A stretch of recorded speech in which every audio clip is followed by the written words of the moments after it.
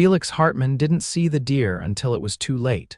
The sleek animal darted across the icy road, and Felix jerked the steering wheel hard to the right. His black Escalade hit a patch of black ice, skidded, spun once twice, and slammed into a snowbank with a punishing crunch that made his teeth rattle. Airbags exploded around him as the SUV came to a dead stop, half buried in snow. "Damn it," he muttered, pushing the deflated airbag away and groaning as he reached for his phone. No service, of course. He glanced at the dashboard. The temperature outside was 20 degrees and dropping fast. Snow was already starting to fall again, thick and steady. This was not how the weekend was supposed to go. He was on his way to a remote luxury chalet for a long overdue break, his first in months. As the 32-year-old CEO of Hartman Ventures, a real estate development company that had just closed a $200 million deal in Manhattan, he was used to control. Power, precision, not getting stranded on some god-forsaken mountain road in Colorado. He shoved open the driver's side door, stepping into knee-deep snow. The SUV was wedged tight, not going anywhere. Felix scanned the woods surrounding him, trees, snow, silence. But then, through the thick curtain of white, he saw something, a soft orange flicker in the distance. A light. He grabbed his coat from the backseat, slammed the door shut, and started walking. It took him nearly 20 minutes to reach the source of the light, a small, rustic cabin tucked between tall pines. Smoke curled lazily from the chimney. The glow of firelight spilled from the windows. He knocked hard on the door, already shivering. It opened a few seconds later, and the woman standing there looked just as surprised to see him as he was to see her. She wasn't what he expected, not an older mountain hermit or a flannel-wearing lumberjack. She was young, maybe late 20s, wrapped in a thick wool sweater, her dark auburn hair in a loose braid over one shoulder. Her face was fresh, no makeup, just wide green eyes and a cautious expression. "Hi," she said slowly, not opening the door fully. "You lost," Felix exhaled, breath fogging in front of him. "Crashed, actually. My SUV's stuck in a snowbank. No cell service. I saw your light." She hesitated. "You're not armed, are you?" He raised his hands. "Just freezing." That made her smile a little. She stepped back and opened the door wider. "Come in before you turn blue." The warmth hit him like a wave as he stepped inside. A fire roared in the stone hearth. The cabin was small but cozy, wooden beams, thick rugs, and a steaming mug on the table beside a worn paperback. "You're lucky," she said, closing the door behind him. "We don't usually get visitors up here." Felix peeled off his coat, flexing his numb fingers. "I guess I'm lucky you were home." She walked over to the fireplace, tossing another log on. "I'm Olivia Nash, Felix." "Hartman," she glanced at him. "Felix Hartman, like the real estate guy." He paused, surprised. "You've heard of me." "I read," she said with a shrug, moving to the kitchen area. "And I used to live in Denver." He watched her as she filled a kettle and placed it on the stove. She moved easily, like she belonged here. Her voice was calm, her presence steady. He hadn't felt this kind of stillness in years. "I don't usually let strangers into my house," Olivia said, turning to look at him. "But you looked half frozen and definitely not dangerous." He gave a short laugh. "You'd be surprised." She raised a brow. "What were you doing out here anyway? Supposed to be a weekend getaway. Fancy cabin, firewood delivered, wine already stocked." "Sounds awful," she said dryly. He smiled despite himself. "It's not really my scene. My assistant booked it. Said I needed to unplug." "Well," she said, pouring hot water into a mug. "Unplugged you are." She handed it to him. "Chamomile, best I've got." He took a sip, watching her. "You live here alone?" "I do." "Why?" Olivia leaned against the counter, folding her arms. "Because it's quiet." "Because I don't like traffic or crowds or people who talk too much." Felix chuckled. "I talk too much." She gave him a look that made his chest feel weirdly warm. "Not yet, but you look like the type." That night the storm got worse. Snow piled against the windows. Olivia insisted he stay. There was no way down the mountain until morning, probably longer. He took the guest room, which turned out to be a loft with a slanted ceiling and a patchwork quilt. It was the opposite of his penthouse back in New York, with its glass walls and smart lighting.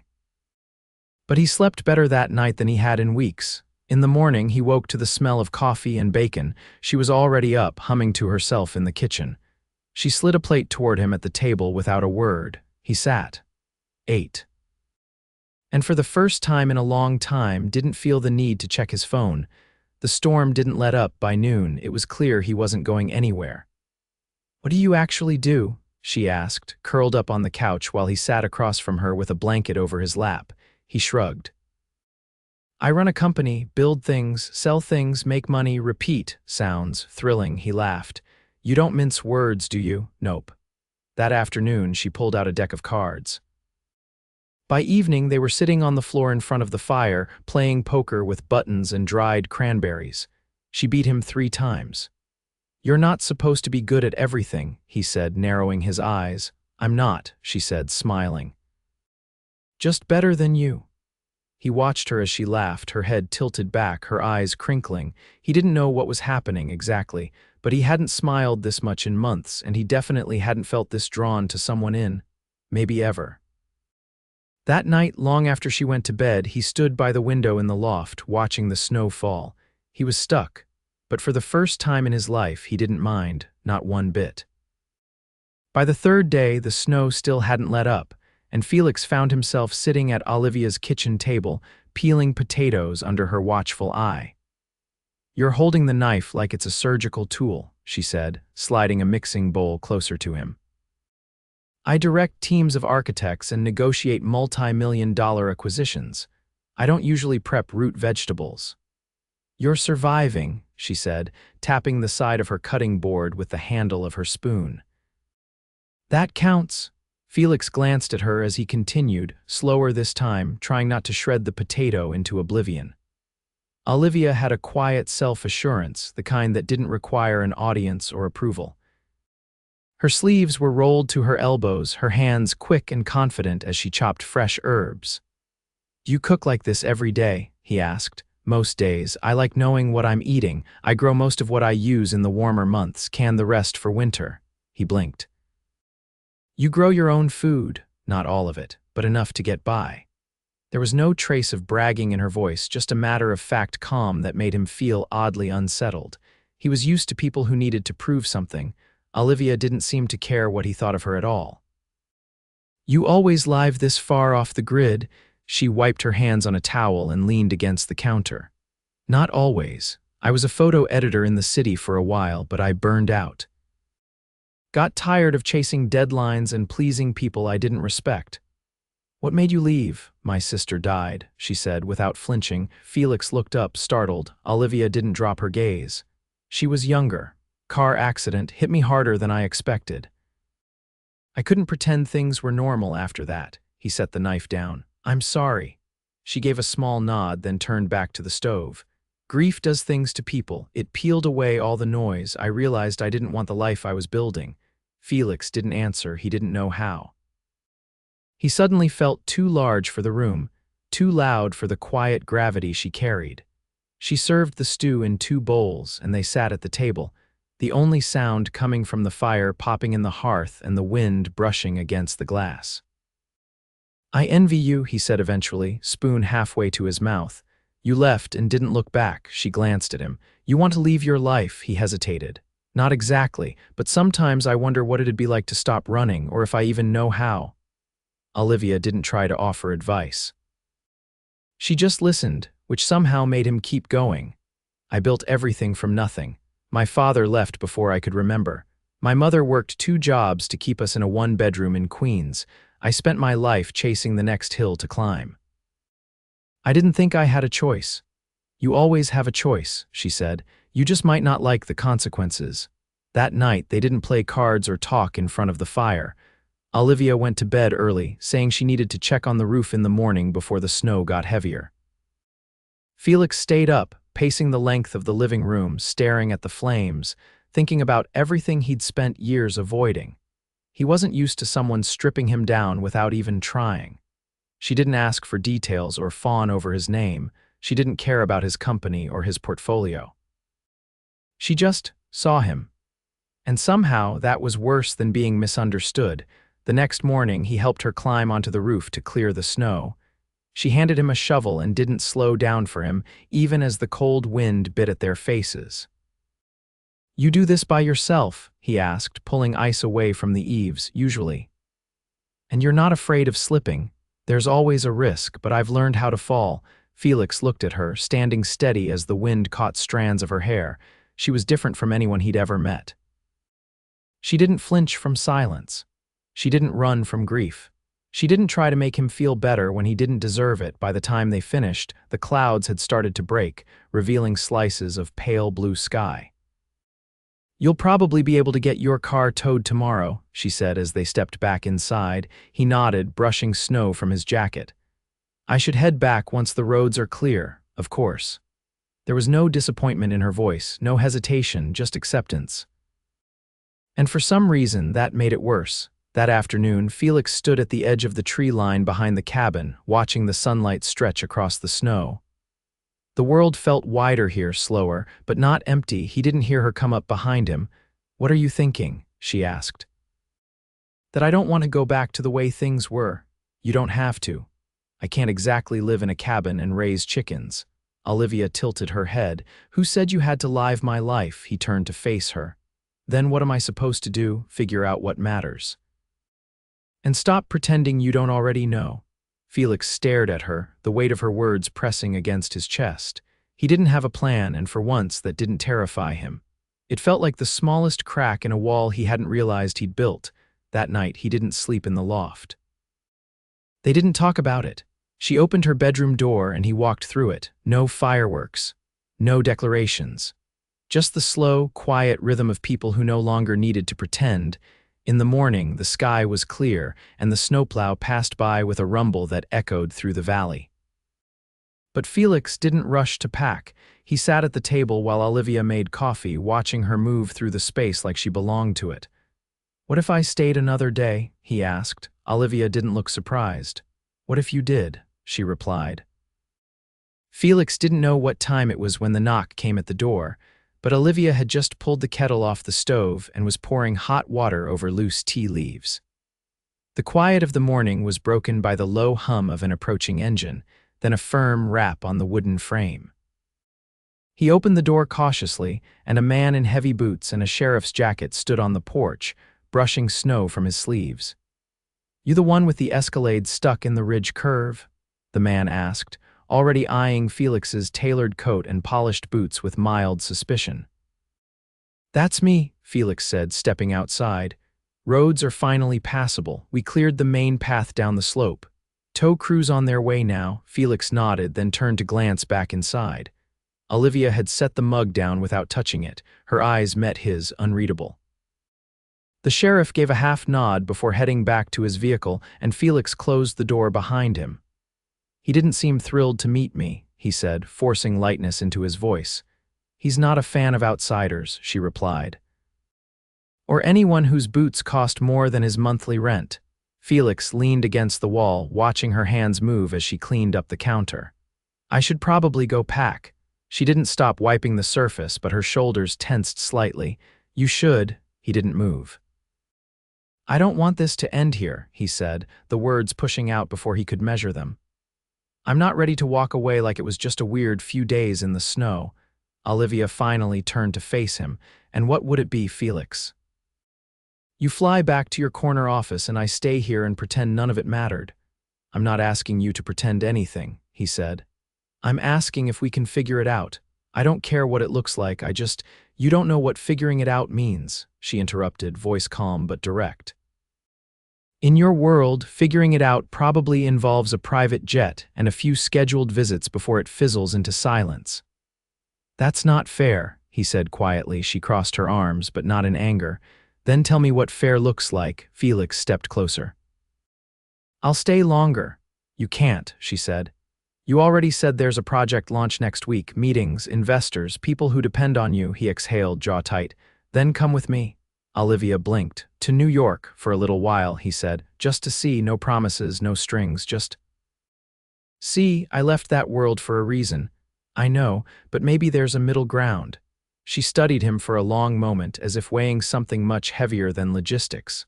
"My life isn't movable," she said. "I have routines, I have people I help."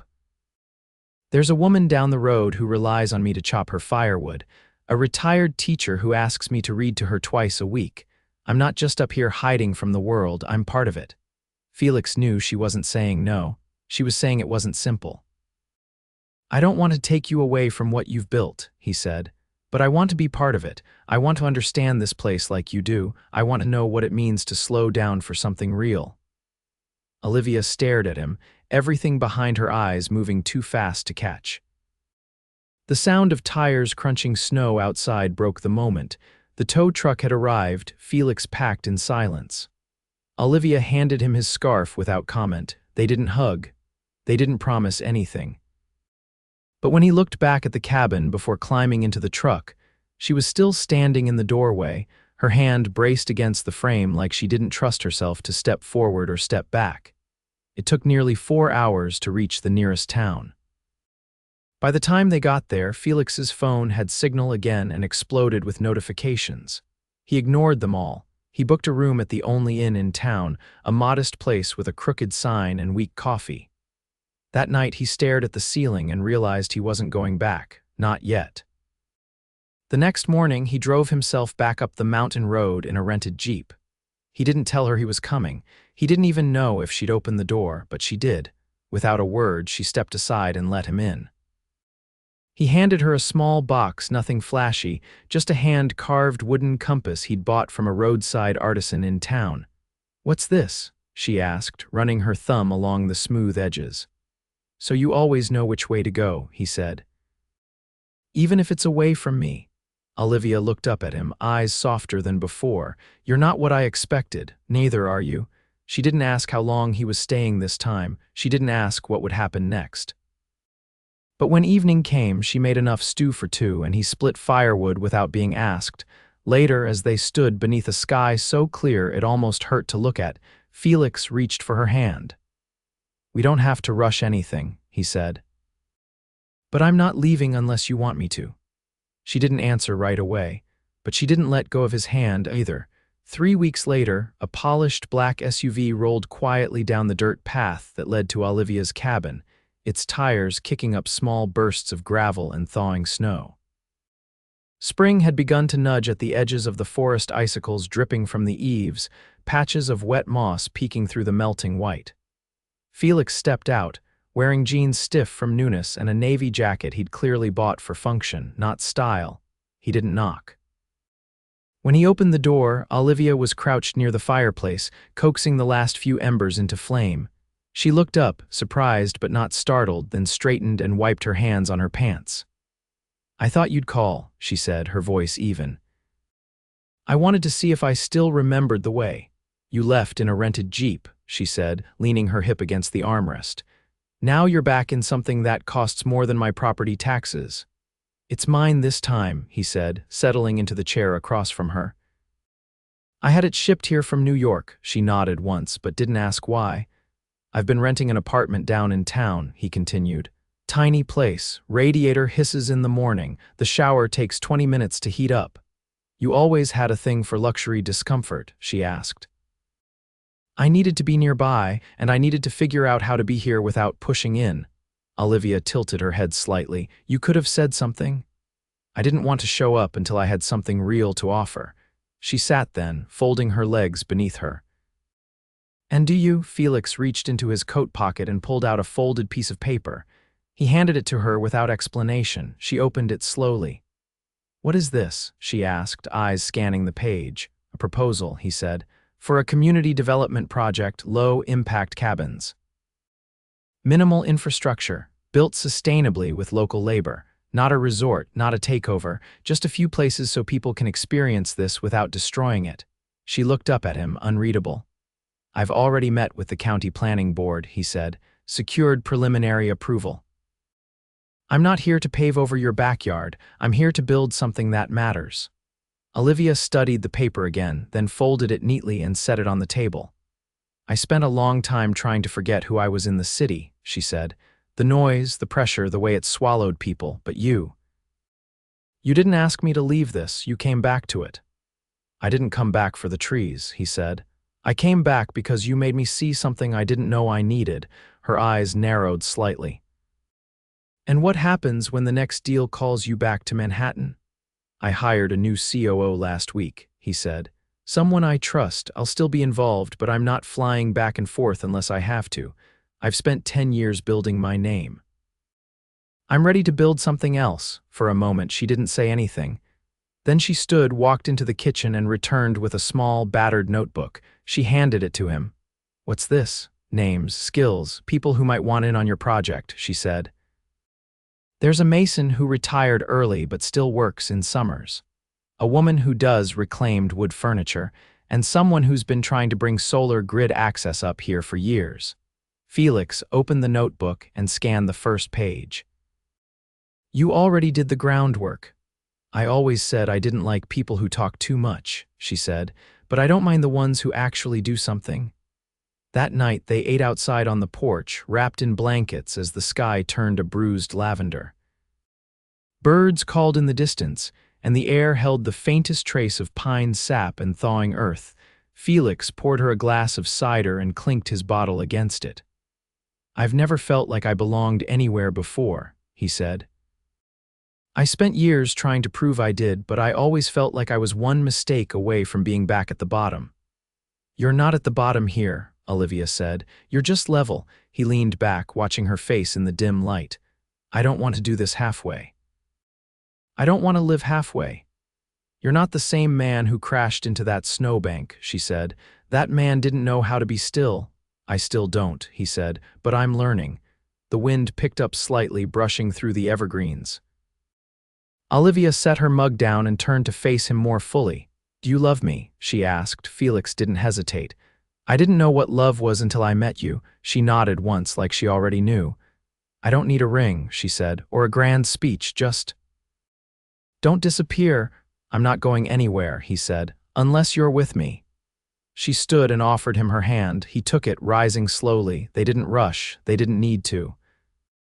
Later, in the dark warmth of the cabin, he traced his fingers along the inside of her wrist, memorizing the rhythm of someone who had taught him how to stop running. The next morning, they walked into town together. Not for anything urgent, just groceries, maybe coffee, but people stared. Not because they recognized him, because they recognized the way he looked at her. And when Olivia laughed at something he said, low and unguarded, it felt like the mountains themselves leaned in to listen. Felix didn't need another skyscraper, he had her, and for once, that was everything. A thin veil of mist clung to the mountains the morning Felix walked into the town hall's side entrance, nodding politely to the clerk who barely glanced up from her crossword puzzle. He carried a leather folder under his arm and a tension in his shoulders that hadn't been there in weeks. He wasn't wearing a suit, just a soft flannel shirt, sleeves rolled, collar open, but the way he moved still made people pause. Inside the meeting room, a group of local residents waited, seated in folding chairs. The room smelled faintly of lemon cleaner and the wood stove in the corner that hadn't yet been replaced, despite the county's budget talks. Felix scanned the faces, some skeptical, some curious, but one in particular caught his eye. A wiry man in his 60s with a thick mustache and a cap embroidered with the words Veterans for the Forest. I didn't come to sell a piece of Manhattan, Felix said, setting the folder on the table. I came because I fell in love with this place. That means respecting it. The murmurs quieted. He opened the folder and passed out a single sheet to each person. We're proposing 6 structures, not luxury cabins, not rentals.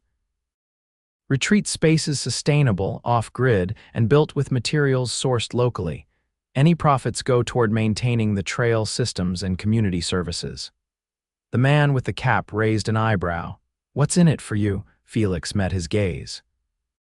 Something I can't buy. Afterward, Olivia met him outside, arms crossed loosely over her chest. She didn't speak as he approached, so he brushed a hand lightly down her arm. You never told me you were nervous, she said, her voice even. I wasn't, Felix said, then added, until I saw the guy with the axe handle in the back row. She laughed under her breath, her eyes softer than they'd been all morning. You did good. I didn't want to speak for you, he said. But I wanted them to see I'm not here to take anything. You didn't have to say it, she replied. They see you with me, that says enough. Later that week, they walked the perimeter of the land together, tracing the edges of where the first cabin would go. Olivia had brought a thermos of warm cider, and Felix carried a topographical map folded into thirds. They didn't talk about timelines or budgets. They pointed out birds. They paused to watch a young fox dart between trees. They stood in silence, listening to the wind move through the pines like a hush over something sacred. When they returned to the cabin, Olivia pulled out 2 mismatched mugs and poured cider into both. She leaned against the counter, watching him as he tucked the map away. "You think you'll ever miss it?" she asked. Felix didn't have to ask what she meant. He shook his head slowly. "I've had enough fancy dinners and corner offices, but I've never had this quiet that doesn't feel empty. Us," she tilted her head. "You sure it's not just a phase?" "A man's version of a gap year. Maybe it started that way," he said, "but it turned into the only thing that's ever made me feel like I'm not just surviving." She stepped closer, her hands brushing his. "I never thought I'd want to make room for someone again. After my sister, I swore I'd never let anyone close enough to leave that kind of hole." "I'm not going anywhere," he said, his voice low. "I know," she whispered. That night, they sat on the cabin floor surrounded by design sketches and hand-drawn diagrams. Olivia traced her finger along the pencil lines, and Felix watched her as if memorizing every movement. "You ever think we'd end up here?" she asked. "No," he said, "but I think everything before this was just waiting." She looked up. "You want to build a life here with you," he said. "Not just cabins, a home, something that doesn't depend on cities or markets, just us." She smiled, not wide but deep, the kind that came from the center of her. Then she got up, walked to the drawer beside the stove, and pulled out a small velvet pouch. She handed it to him without explanation. Inside was a simple silver ring, the band smooth and unadorned. "It was my sister's," she said. "She wore it every day, said it reminded her that love wasn't about noise, it was about showing up." Felix looked at her, stunned. "I don't need a ceremony," she said, "or a dress. I just need you to promise you'll keep showing up." He took the ring in trembling fingers, slid it onto her hand, and kissed her like he'd never stopped falling. Months passed. The first retreat cabin rose between 2 tall pines, built by local hands and guided by Olivia's sketches. The county approved 3 more before the first snow returned. Felix's company held its first quarterly meeting without him, run by the woman he'd promoted, someone who'd spent years waiting in the wings. He didn't miss the skyline. He didn't miss the boardroom.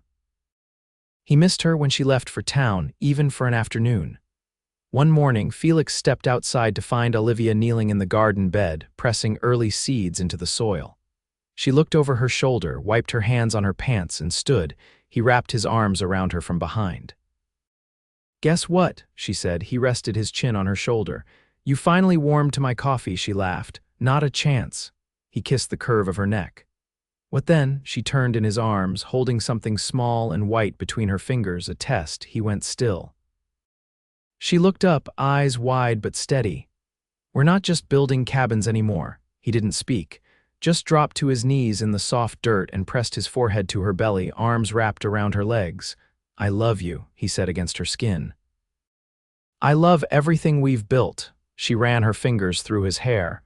"Then let's keep building." The seasons turned again. And on the porch of the cabin they now called home, with a mountain breeze rustling through the trees and the scent of pine thick in the air. Felix Hartman held his son in one arm and his wife's hand in the other. He had everything he'd once thought he needed to chase. Now it all lived in the stillness, in the soil, in the arms of the woman who'd taught him how to stay.